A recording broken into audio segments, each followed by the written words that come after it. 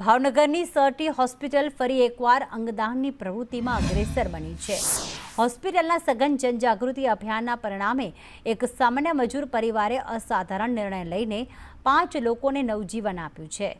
તાજેતરમાં બોટાદના ભીમનાથ પોલારપુરના ચેતનભાઈ જાદવ મોટરસાઇકલ પર જઈ રહ્યા હતા ત્યારે અકસ્માતનો ભોગ બન્યા।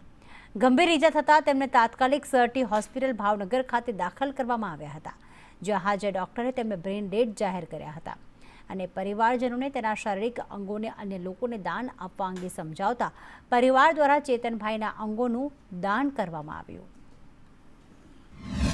ચેતનભાઈને હેમરેજનું ડૉક્ટર સાહેબે એને જાહેર કર્યું કે ભાઈ આને હેમરેજ થઈ ગયું છે, વધારે વાગી ગયું છે, બરાબર।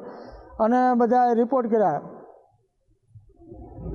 અને રિપોર્ટ કર્યા પછી એમને જાહેર કર્યું કે ભાઈ જો અનુદાન તમારે કરવું હોય તો કરી શકો છો।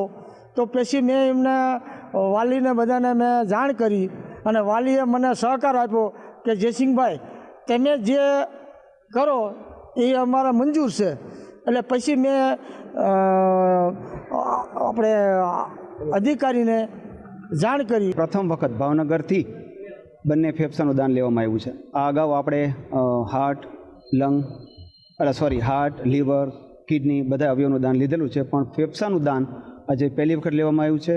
22 વર્ષનું યંગ એક છોકરો હતો, હેડ ઇન્જુરીમાં દાખલ હતો।